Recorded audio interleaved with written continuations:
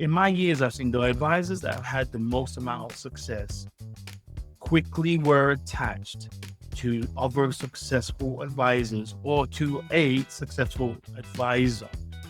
That for me is probably the biggest key. Amos, I'm super excited to have you on today. Thank you, Nick. Thank you for having me, man. It's going to be a fun conversation today. It was always a fun conversation when we speak anyway. So, yeah, it's going to be exciting today. Every time we talk, we connect on so many different levels, and we just kind of, it's like a zooming in and out, constantly moving it around. So I'm really excited, and this is going to be a fun one for sure. They will love it. This is going to be good.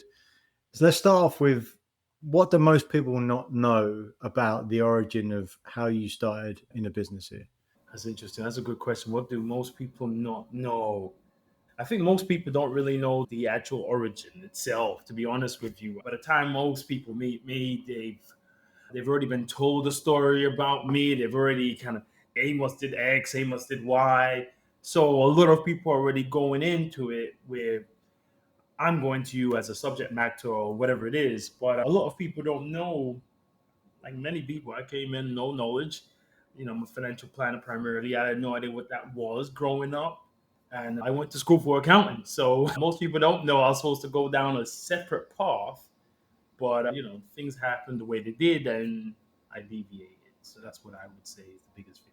Yeah. Well, I mean, it's always fascinating to listen to people's stories, how they got to where they were, because there's often a lot of intention. There's often a lot of serendipity as well, right? And a combination of those things. I just think it's really interesting to think about, because we don't tend to think about our own stories necessarily because they're our stories. That's very, very true, man. It was weird for me to actually think about my story or even like articulate it or even talk about it for a while because I wasn't used to doing it. A big portion of my career was in management. So, I hired a lot of financial advisors. I built a massive practice and everything. Only then did I realize not just my origin story, but things that you've accomplished. You don't sit down and start, I did this. You don't do that until you kind of have to tell your story to others. And then others will tell you your story or give you the feedback or the readback on your story. And then you're like, whoa, I did what? Really? That's it, So it's good. It's kind of exciting, man. It's exciting, man.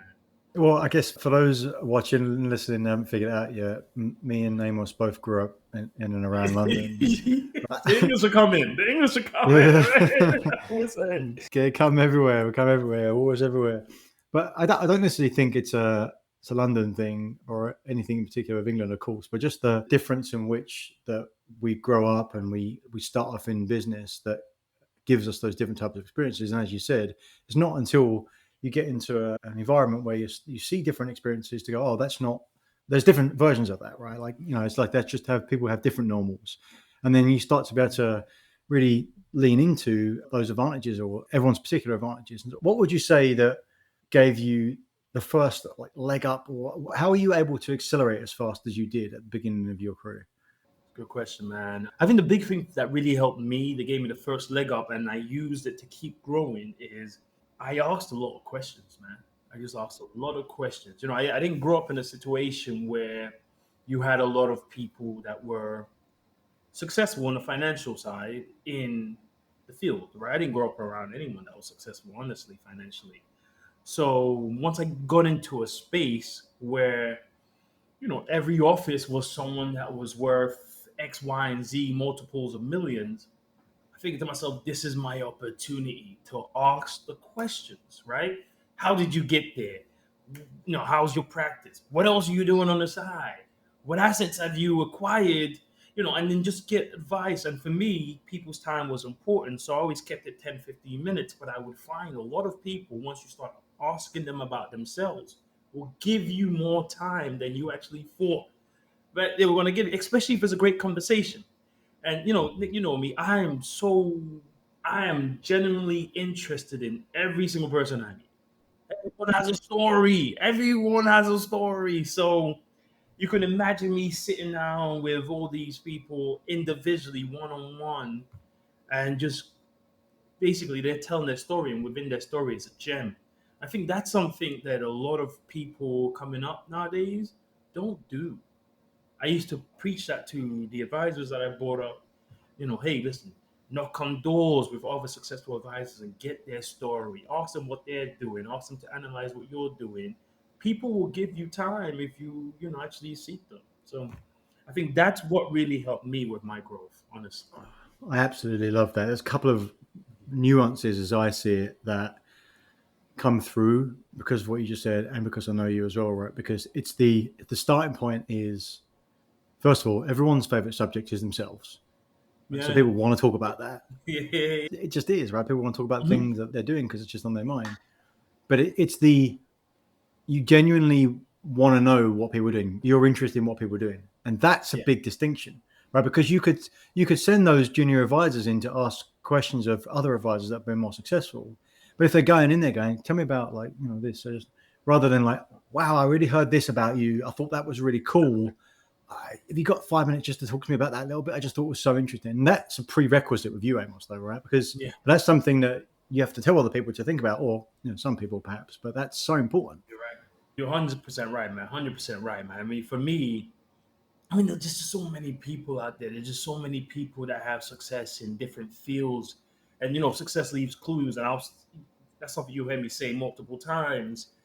You don't have to like reinvent the wheel, man. You don't have to, go out there and try to fail and then learn all the lessons. There are people that have already done that for you. They've already failed in multiple areas. You just have to pick up from the successes, learn from the failures, and keep going. And sometimes as simple as asking a question. And what's crazy? People are comfortable about talking about their failures probably more than they are comfortable talking about their successes. Especially when you're dealing with someone that's at a high level, they're constantly talking about the different things that they tried, blah, blah, blah, and how it led to where they are rather than just saying, you know, presto, I'm who I am now. There's no excitement in there without talking about the struggles and the challenges you faced. So I think the adversity and the challenges that people experience is what really magnifies the level of their success, right? Because you could have two people that attain the same level of, and we're talking financial success right now, right? Because everyone has their own definition. But let's just say financial success. You could have two people that attain the same level, but their path could be completely different. And based on their path, you view them in a certain light, even though they're at the same level. You know what I mean? So it's like sports. People go into the NBA. You could have gone to college for a year and went to the NBA, but I'm gonna look at you differently based on your college career, based on your high school career, based on some of the adversity you had to deal with. Michael Jordan's story is so big, not just because of who ended up being, but the fact that he was not the number one guy in high school and he felt like he had to prove things. People can relate to those types of stories and it really elevates your position in someone mentally. Yeah, and perhaps it creates much more potential for the future as well, right? Like you've got something to go back to, right? But ultimately, it comes back to if you think about like I guess the early days of Amos to where you are right now, like you're super interesting to be around, probably because it started off with in order to be interesting, you have to be interested. That's another great quote, right? And so you're out there like being interested, and as you said, you're genuinely interested about what other things are going on. So tell just for everyone, just to give a bit of context, share a little bit about where your business is right now. What does it look like? And then is it just planning? Is it other things as well? What does your business look like? Yeah, yeah. I'm a financial planner. I'm the senior financial planner for my firm, as a consultant group. I've been practicing almost 2 decades now as a financial planner. I guess where my firm is now, because we're fully independent in that sense there. So we're not beheld to certain rules that are put on you by traditional broker dealers, right? That's a big thing, right? Mm-hmm. We're not, held to certain sales goals and all those things. It's a different world when you're an independent financial advisor because you're moving at your own pace, you're moving at your own speed and your own, I guess, cadence, lack of better words. What's also cool though is a lot of the things you may be doing on your outside business activity is okay.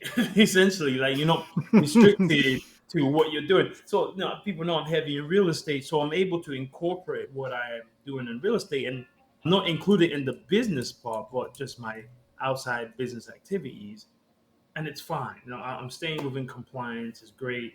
So I'm able to give people advice on basically anything to do with money that's within the within the rules. So that's me saying as much as I can say. But too much I get me in trouble here. But most people do reach out to me because not just because it's the typical financial planning, but there's something they're trying to solve, right? If it's a Mm. big real estate acquisition, if it's a transition in their business, if it's estate planning, if it's a massive tax situation, if it's funding or leveraging policies or investment deals for themselves, a lot of people reach out to me because over the years I've built this reputation of being the guy that can think outside of the box and bring it back in, package it for you, ready to be delivered. And I pride myself in that. I enjoy it. It's non-stop for me, and I love it, man. It's fun for me, bro. Did I tell you I enjoy it? Did I say that already? well, well, this is the thing. Like, I'm getting fired up, right, because of your like energy in it. And my next question actually was going to be, what is it that you love about it, right? So, how would you extend that? It's clear that like the puzzle of being in this situation together and being given hey, can you fix this for me, Amos? Or like, what do you think about this? Like, you fix it, please. Like, what else would you say about that? What else juices you up? I mean, aside from just fixing problems, man, I mean, over the years, this has really been formed, right? But I think one big thing about me, a key for me is if I can think it, if I can imagine it, and if I can just play out the scenario, I personally believe it's possible. And if the numbers make sense, and I'm willing to stomach the worst case scenario and the risk, I implement. And I think that's a big difference maker. And I've met a lot of people over my time, and where I've seen a lot of excitement in them, as well as the difference maker is the implementation phase. And I get excited about implementing things. I get excited about, I do a lot of real estate, a lot of commercial properties, residential, different things, but buying a new building and then not just getting tenants into it, but creating my own space into it, creating a space. Or, I've had the rooftop lounges, the restaurants, the all these different things. Once I can find out how to accomplish it, the excitement levels just, and then I implement. And I think when you are someone that's used to implementing, I want to say I'll say I believe. If you're someone that's used to implementing, you get excited by ideas, excited by new plans, and just I want to go and do it and see some of the challenges along the way and tackle each challenge like it's Christmas. Every single challenge is a Christmas day for me. It's like, ooh, can we beat this challenge? So I would say that's part of my excitement as well, man. I can go on and on about this. It's just the art of deal making for me is just so exciting. Oh, yeah, that's awesome. You touched on like your mindset around that, like your beliefs inside that. We've talked about this before. I think that's a huge strength of yours. I think when I first heard it, you said something like, "That I know if I set myself a goal, I'm going to get it." I was like, "Yeah, that's some level of certainty. Like that is some level of certainty." And so, tie that back, if you would, to other advisors. Now, obviously, you've got a ton of experience in your own business, being independent. I'd love to hear what your take is on independence or being with a broker dealer. Is it for everyone to be independent? So maybe we'll come back to that. But going through that management and bringing a lot of junior advisors up through and getting them going, getting them over the hump as well, and overlaid with this mindset, you've got a belief of if I say it, go, I know I'm going to get it.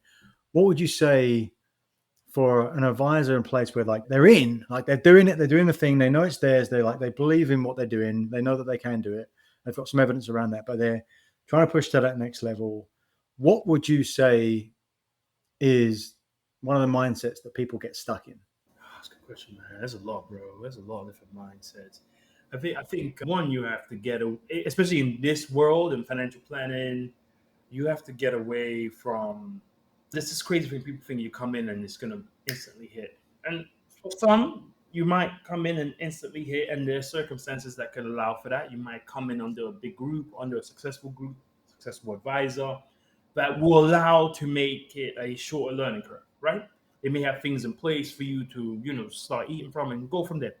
But I think most advisors don't come into this industry through that situation, or else like a big issue in this industry is the succession planning, right? We focus a lot on succession planning, but a lot of advisors don't even have a succession plan. Most advisors don't have a junior, they don't have a right hand person. I think most financial advisors are single person practices. So that's a lot of challenges. But one, it's not a get rich quick scheme. This is your career. This is a practice. You heard me say the word practice, right? Like a doctor practice, like a, whatever it is. This is your career. So it's something that's built up over time. Another thing to say is there's multiple ways of doing it. There's multiple ways to building your practice. I know the industry tends to follow trends, right? Right now, advisory is the big thing. It's been the big thing for the last maybe decade or so. But there are so many ways to have a successful career as a financial advisor without having to just subscribe to one. Some people just focus on the insurance planning as well. So that's also another big way. So, the point I'm making is you may be told there's really one way of doing it, and maybe that broker dealer has one way of doing it, and that's fine. But best believe there are multiple ways of building a practice, a very financially successful practice, one that you're proud of, your clients are proud of. And I would say you would want to explore that. I learned a lot just going independent. You can imagine a decade and a half plus on one under one system, and I watched that system go through its changes, but you're still within one ecosystem. When you get out of it and you see, whoa, the world is much bigger. Like it really is much bigger. And I would assume the same for someone going from independent to a hybrid or captive situation. You'll realize some things that you knew about, some things you didn't know about. So there's so many fallacies, so many myths, man. The first one is if you're going into this business as a brand new advisor, I always say you've got to commit 3 years. Whatever you got to do to commit 3 years, obviously legal and all that, you've got to commit 3 years because your first year or two is a lot of learning, man. A lot. By year three, you start to really see things are picking up. Your phone starts to ring. You don't even have to pick up the phone. People calling you. And then things keep going. It's like the itch cycle. Every 3 years, you need a new car. Stuff like that. You've got to commit 3 years, man. You got to commit 3 years. That's what I would say, man. No, I love that. I know it was that transition you just talked about to independence. It kind of reminds me of the transition I'm going about right now. Like for everyone watching this, I'm just moving the office. Yeah, I know you just built like a whole new like an office block in your backyard, so that's cool. That's awesome. But yeah, like the kids' playroom is now downstairs, and my office is the old kids' playroom. More space, but it's still in a transition period, right? So it's like it's not just my point I'm making is that when you make a big change, it is of course a transition. It's not a Yeah, flick of yeah. a switch. One day I am, one day I'm not, right? And everything Correct. takes longer than we expect it to take as well. And so no doubt that like when you see a whole other world, like it's like, oh my goodness, like there's not some more things to learn. But let me ask, just like it's the same, you got to give 3 years. Is going independent right for every advisor planner? Like, how would you navigate that? Man, I had time to think about it because, going independent, you have to understand a lot falls on your shoulders. And I've kind of operated like that for a while. So for me, the operation side wasn't the hardest part. It was just everything else. It's for everyone and it's also not for everyone at the same time.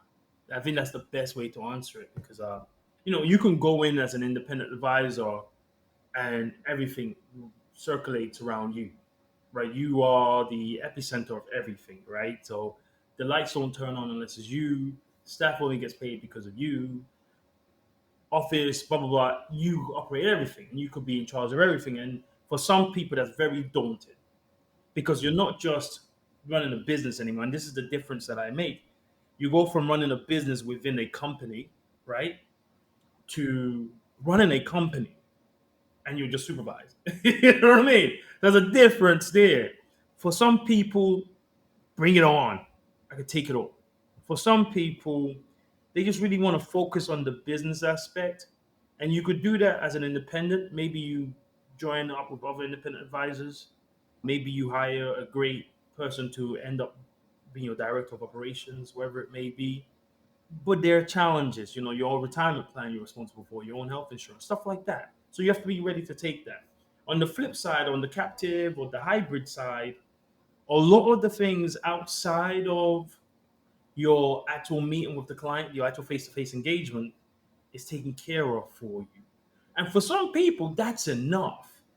Keep in mind, I was on the other side for bulk of my career, and I saw a lot of independent. In fact, I hired a bunch of independent financial advisors into that space because they no longer wanted to deal with some of the other stuff out there. So, yeah, it depends for each person. The best advice I would give to someone going into the industry as a financial planner, wealth manager, whatever the term is in this day and age now, is, in my years, I've seen the advisors that have had the most amount of success quickly were attached to other successful advisors or to a successful advisor.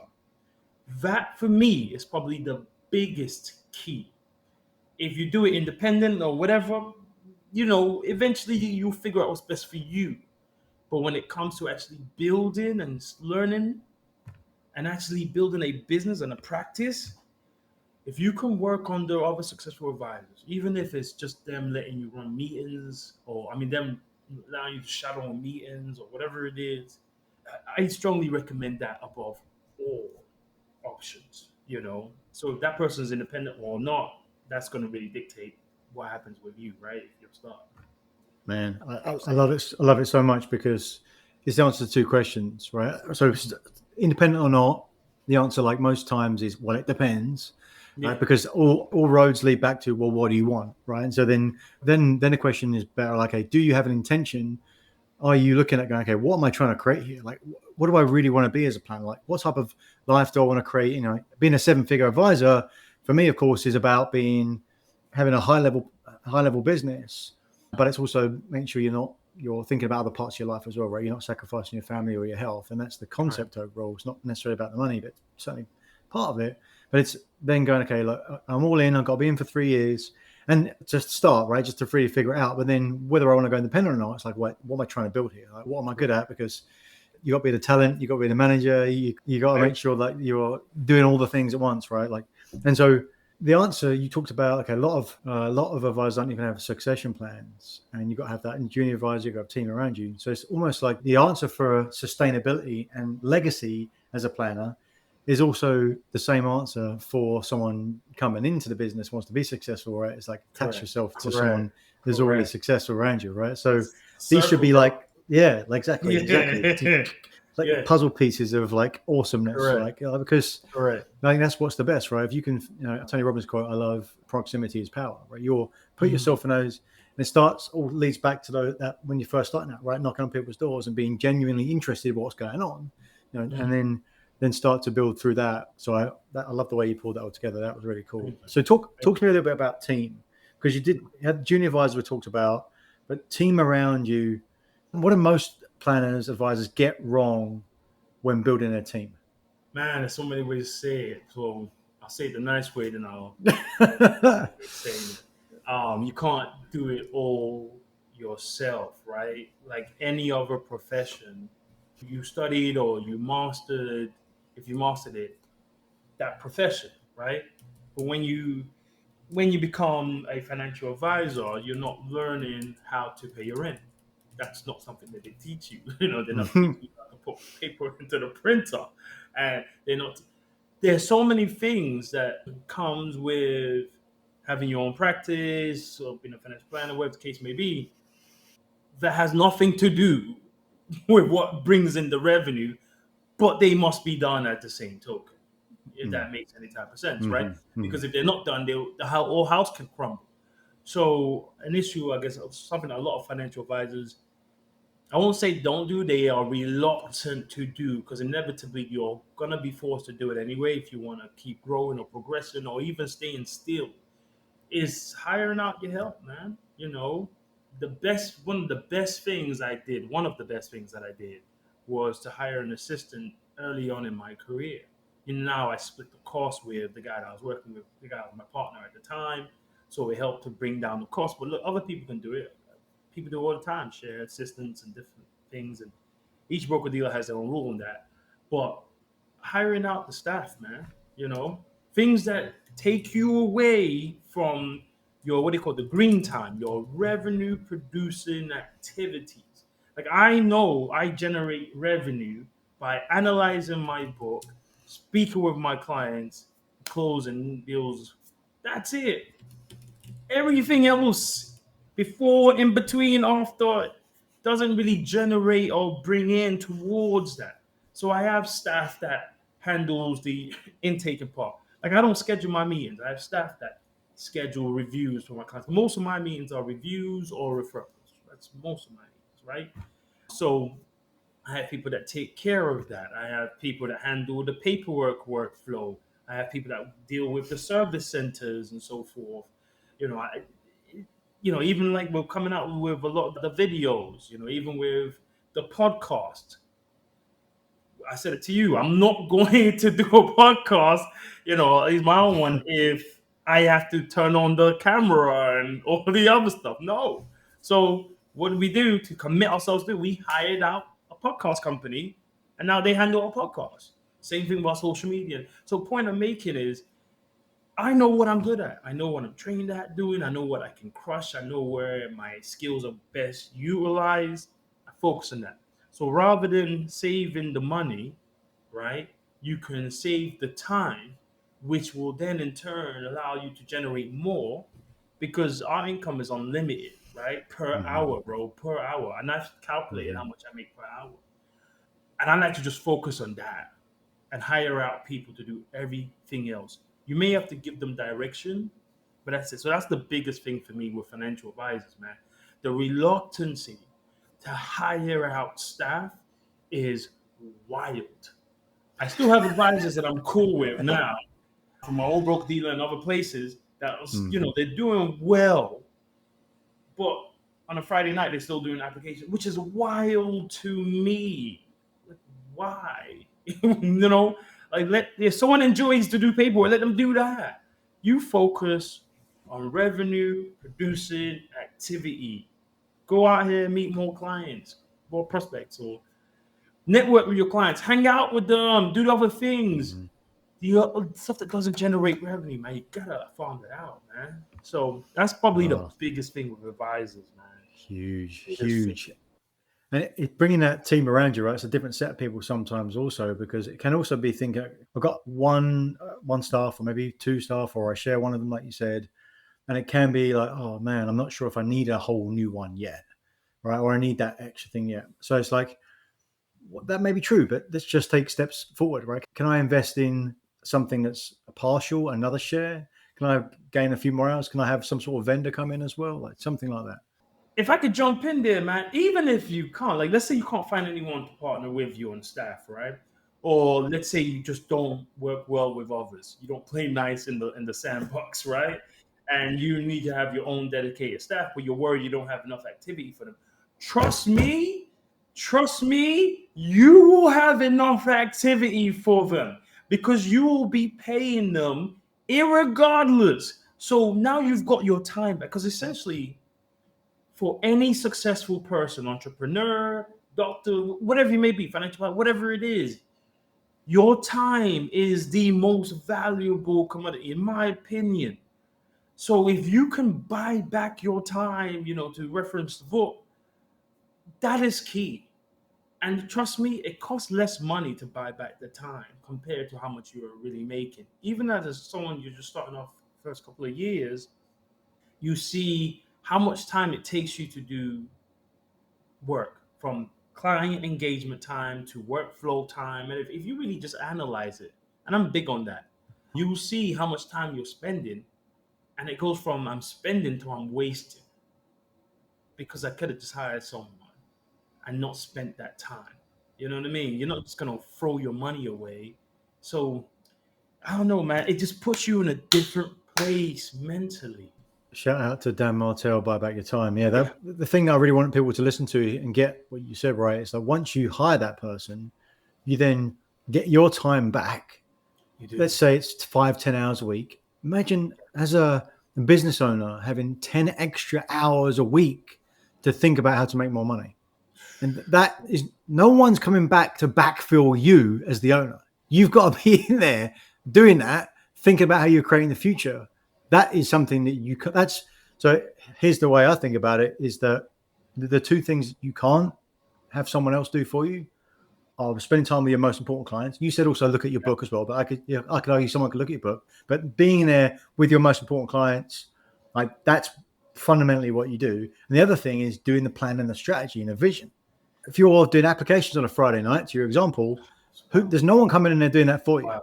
That's wild to me. I think that's wild. I agree with you completely, man. I think that's wild, man. At the end of the day, right, you want to buy back your time to do what you enjoy, right? And the hope is, and the assumption is, anyone that's listening to this hopefully enjoys what they're doing as an advisor. Or else there's another situation, right? It's pretty hard to continue because those ups are high and those lows are low, man. So you need to mentally be in a certain space. Yeah, man, buying back your time is key. But it doesn't just apply to your practice, everything in life. I found the top financial advisors, and I've met a lot of them. I've spoken to a lot of them. We go to conferences together, some behind, some exclusive events. It's great in this industry, right? But when you speak to top producers, right?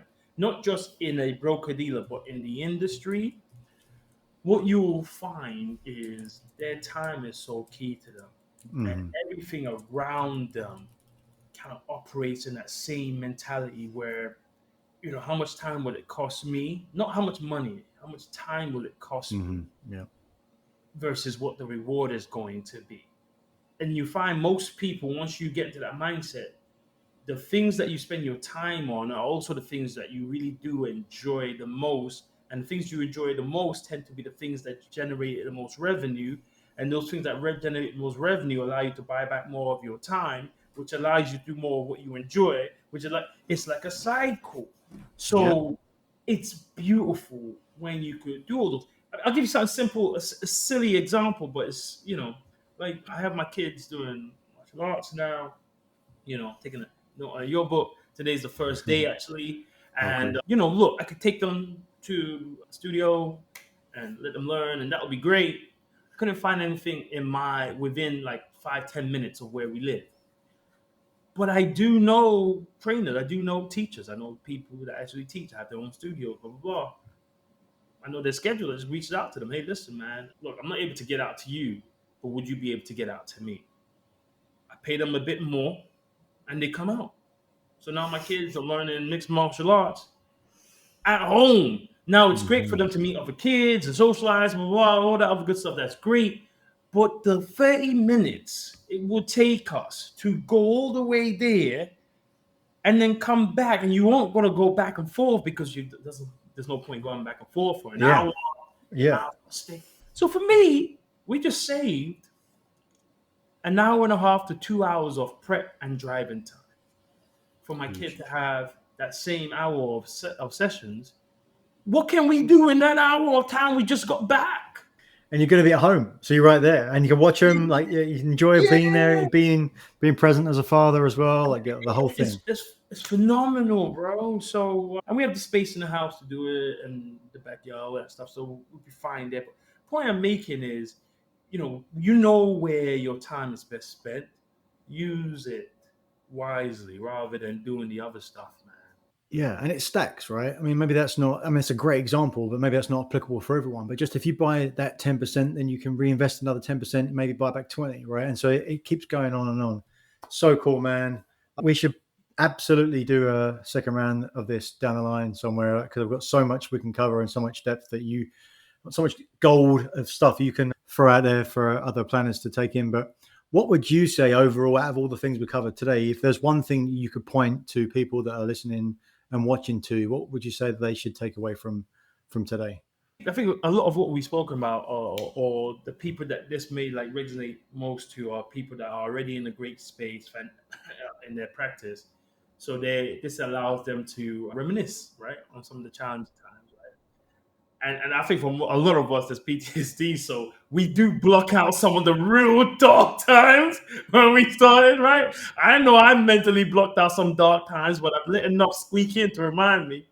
But I think the people that would really say, "Oh my gosh," like take the notes down, are those maybe thinking about going into it. Those that are in their first couple of years, maybe those that have been there for a while and not having the level of success they anticipated. One, seek the knowledge. The knowledge is there. You'll hear me say success leaves clues. If you're in a captive situation, hybrid situation, basically a company that produces products and has financial advisors, there are other advisors in your space that you can seek the knowledge to. I am an anomaly in this industry. Let's call it what it is, right? There aren't many black advisors. There aren't many black advisors with beards. There aren't many black advisors with an earring, that's for sure. That in the industry, talk less of achieved what I've actually achieved if you look at my resume. Allow that to go on the back and say I'm a human first, and then reach out to people. Let people say I don't want to help you. But there are so many people. And if you can't find it within your space, there are industry organizations and so forth. Above all, so that's one thing. Seek out others, commit the 3 years, right? Minimum. It's going to be a minimum. And it's not, I'm just going to do it. No, you've got to make sure you're doing it. You're constantly working at your craft, your practice, and so forth. And I would say just have a path, have an idea of where you're going. It's sometimes it does get dark and you feel like you're sinking. But if you could grab onto something, even if it's just the idea of where you are headed to in your career, that might be enough to pull you up just one more time and get you back on the race. So those would be the best things. There's so many jams, so many things to say, man. It's just you want to explode, but can't, man. Absolutely, Because man. Well, the emotions flow. So that's what it is. But go ahead, man. no, it's so good, so good. I know we could go for a long time here. Appreciate it, Amos. Thanks for dropping all the stuff you dropped. It's really powerful. I know lots of people enjoy this, so I appreciate you. Thanks for coming on. Take care. Appreciate you for having me, man. Be great, big man.